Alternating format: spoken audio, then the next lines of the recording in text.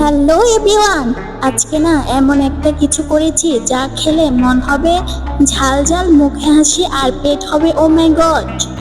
শুনলে অবাক হবে, এটা এমন একটা জাদু যা খেতে খেতে মানুষ প্রেমে পড়ে যায়।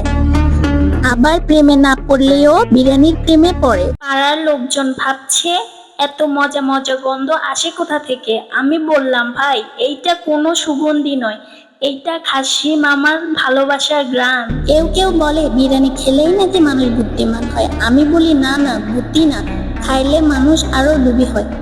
অনেকেই বলে আমি বিরিয়ানি খাই না, এক চামচ দিলেই চলবে, কিন্তু পরে দেখা যায় হাড়ও চেটে খাচ্ছে।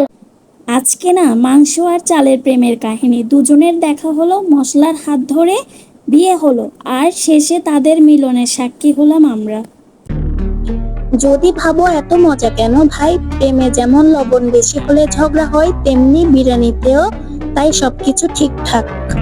তো বন্ধুরা, আর কথা না বাড়াই, আমার দিকে তাকাইও না, থালা সামনে নাও, বাকি কথা খাবার শেষে হবে। বিরিয়ানি খেতে খেতে একটা সিদ্ধান্ত নিয়েছি, যদি কোনোদিন আমার বিয়ে হয় হাজবেন্ডকে বলবো ভালোবাসা দাও বা না দাও, কিন্তু বিরিয়ানি অবশ্যই দিতে হবে।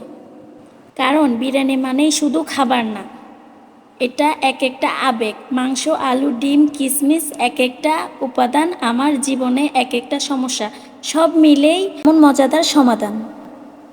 কারো মিষ্টি কথা শুনে বেশি মজে যাইও না, হাসো, মজা করো, কারণ এই হাসি হলো আসল টেকনিক। ভিডিওটা ভালো লাগলে লাইক, কমেন্ট, শেয়ার করবেন। দেখা হচ্ছে নতুন কোনো ভিডিও নিয়ে নতুন কোনো দিনে। সে পর্যন্ত সবাই ভালো থাকবা, সুস্থ থাকবা। আল্লাহ হাফেজ।